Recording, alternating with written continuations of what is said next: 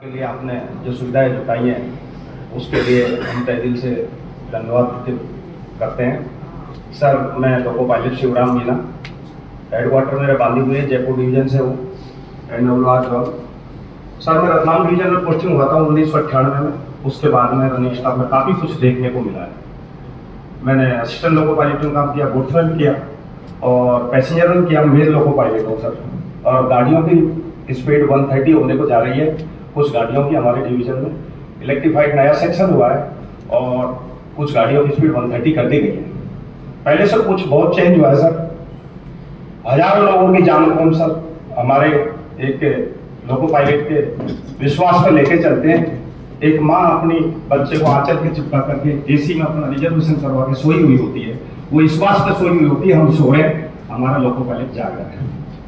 और वो बच्चा हमारे देश का कोई बहुत ही ऐसी आशा और ऐसी उम्मीद करके चलते हैं कि वो हमारा देश को अग्रसर करने के लिए बहुत अच्छा विद्वान बनेगा। सर, हम इन उम्मीदों को लेकर के हम ट्रेन संचालन करते हैं और पल पल हमारे उन बच्चों की यादें रहती है दिमाग में।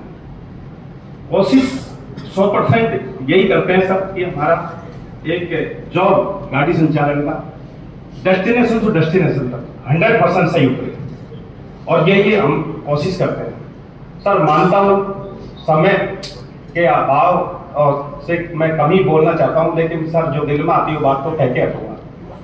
सर, मेरा निवेदन यह है, पहले के बदलाव में आज के बदलाव में बहुत कुछ फर्क है। आपने सुविधा दे रखी है, वो हम तहे दिल से धन्यवाद करते हैं सर। एक वर्किंग ऐसा होता है कि उसको आप अंडर रेस्ट भी काम कर सकते हो, उसको रेस्ट करने की कोई आवश्यकता नहीं है। एक वर्किंग ऐसा होता है सर, उसको 100% रेस्ट करने की आवश्यकता होती है। वो वर्किंग हमारा है सर। मैं कहना चाहता हूं कि रेल आंकड़ों के अनुसार कागजों में हमारा रेस्ट कंप्लीट हो जाता है, लेकिन फिजिकली हमारा रेस्ट कंप्लीट नहीं हो पाता। जैसे नाइट को हम सुबह 4 बजे पहुंचे और 4 बजे जगने का टाइम हो जाता है सर, और नाइट में फिर हमारी 22 बजे गाड़ी लगती है, तो हम फिजिकली हमारा रेस्ट कंप्लीट नहीं है। कागजों में तो रेस्ट कंप्लीट है सर। इसमें मैं ये कहना चाहूंगा सर, आजकल जो बीटें बनाई जा रही हैं 130 के हिसाब से लंबी लंबी बीटें बनाई जा रही हैं। हर डिवीजन की अलग अलग बीटें हैं सर, और उन डिवीजनों की बीटें हमारे सुपरवाइजर्स के हाथ में है सर। हमारी डे और नाइट की सभी गाड़ियों को आपस में मिला करके और दिन और नाइट की ट्रिप के हमारे हिसाब से सर इस तरह सेट की जाए कि हमारा एक लोको पायलट जैसे 2 नाइट चल गया तो 30 नाइट उसको सोने को पूरी नाइट इस तरह की बीटें बनाई जाए सर। और उसमें प्रोसेस भी चल रहा है, रेडियो बोर्ड का भी चल रहा है और हमारे सुपरवाइजर्स का भी चल रहा है।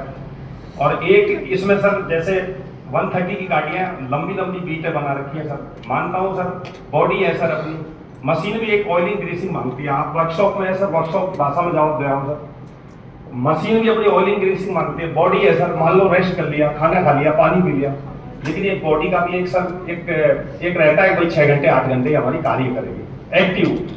हम अजमेर से गाड़ी लेके चलते थे सर, बांदीकुई तक हम आते थे। शॉर्ट में समझा रहा हूँ सर, 200 किलोमीटर या 300 किलोमीटर की ट्रिप चलते थे तो बॉडी बिल्कुल 100% से 70% तक हमारी मेंटेन रहती थी। अब हमारी लंबी लंबी बीट हो गई सर, 100% से घटते घटते दिल्ली तक हमारी बॉडी 30% रह जाती है। यानी कि नींद रोकने से नहीं रुकती सर, साफ भाषा में बोल रहा हूँ। नींद रोकने से नहीं, खड़े खड़े गाड़ी चलाते हैं। वही दिमाग में रहती है, माँ अपने बच्चे को छाती के चिपका करके, और वो बेचारी सो रही है, उस बच्चे की ध्यान रखना है, हमको जगना है 100%। लेकिन सर बॉडी से नींद नहीं रुक पाती। मैं 100% रनिंग स्टाफ की तरफ से मेरी भाषा में चीज बोल रहा हूँ सर, क्योंकि ये बीट है ना ऐसी सुधारी जाए ताकि कम घंटों की बीट हो। और मेल एक्सप्रेस गाड़ियों में 130 की स्पीड में हमारा सेकंडों में सिग्नल निकलता है। कितने सिग्नल पास करते हैं, कितने गेट पास करते हैं, कितने हमारे पास में सर स्टेशन पास करते हैं, सबको ऑलराइट भी मिलाना होता है, आगे भी देखना होता है, गाड़ी की रनिंग सेक भी देखनी होती है, और हर तरीके से हमारा दिमाग सर बहुत एक्टिव रहता है। और इतने एक्टिव दिमाग हम सर 6 घंटे 8 घंटे कार्य नहीं कर सकते। मान लो रेल प्रशासन हम पे काम करवा रहा है सर, हम काम करते हैं। मैंने जीएम साहब को भी सेफ्टी सेमिनार में एंडोलर जोन में यही बोला था सर, आप काम करवा रहे हैं, ऊपर का दबाव है, काम करेंगे सर, 100% करेंगे और एक्टिव होकर के करने की कोशिश करेंगे। लेकिन बॉडी जब जवाब दे देती है सर, आप और हम क्या करेंगे।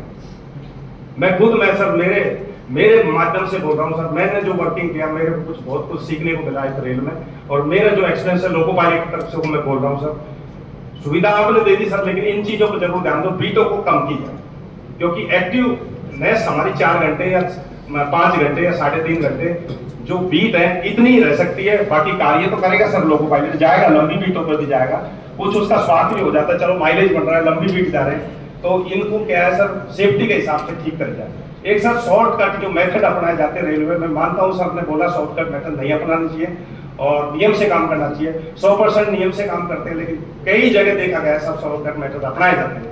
मैंने सोमनाथ जो दुर्घटना बताई मेरे जीवन में, उनको आपको अवगत करा रहा हूँ सर। एक मेरी आश्रम एक्सप्रेस गाड़ी लेके मैं आ रहा था बांदीकुई से, और मैं दिल्ली कैंट में प्रवेश कर रहा था सर। ग्रीन सिग्नल पालन से मेरी थ्रू ट्रेन पास हुई थी 110 से, और वहां पे सर रेल लाइन कम से कम 35 फुट लंबी रेल लाइन इंजीनियरिंग डिपार्टमेंट के द्वारा उसको घसीटी जा रही थी, बिना कोई क्वेश्चन के, बिना लोको पायलट से किसी सूचना के, और वो कर्व थी वहां पे गोलाई थी। अचानक मेरे को दिखा, सर मैं सत्य बोल रहा हूँ कि मेरी गाड़ी मैंने 200 और 300 मीटर में इमरजेंसी ब्रेक लगा करके बहुत क्विक डिसीजन लेकर के और मैंने वो गाड़ी कंट्रोल करी। सेकंडों का मैंने समय नहीं कमाया और मेरी गाड़ी सेफ बची और वो पैसेंजर सारे सेफ बच गए। उस दूरी को आप नापते तो सर 4 और 5 मीटर की दूरी बची होगी उस कार्यस्थल से। तो सर इस तरीके से शॉर्टकट कार्य नहीं किए जाए। उनसे जब मैंने बात करी उतर करके, उन्होंने बोला कि ऊपर का दबाव है, हमको ब्लॉक नहीं मिलता।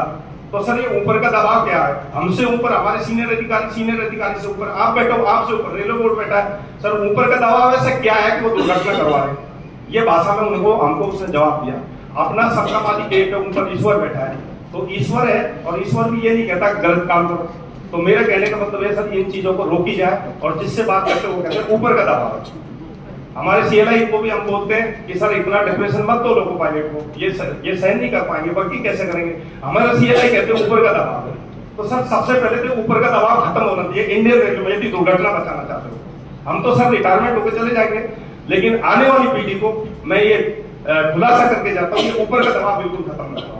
समय से रेस्ट दो, समय से छुट्टी दो, और समय से उसको अपने छोटा बच्चे को भी अपने स्कूल से बैग लेके आता है। आजकल इतना रिप्रेशन है, पहले अपन पढ़ते थे तब एक तख्ती में लेकर के मैंने पढ़ाया, चंदे की रोशनी में मैंने पढ़ाई करी, और तख्ती में लेके एक छोटी सी तख्ती में पढ़ाई कर लेते थे। आज इतना बैग लेके बच्चा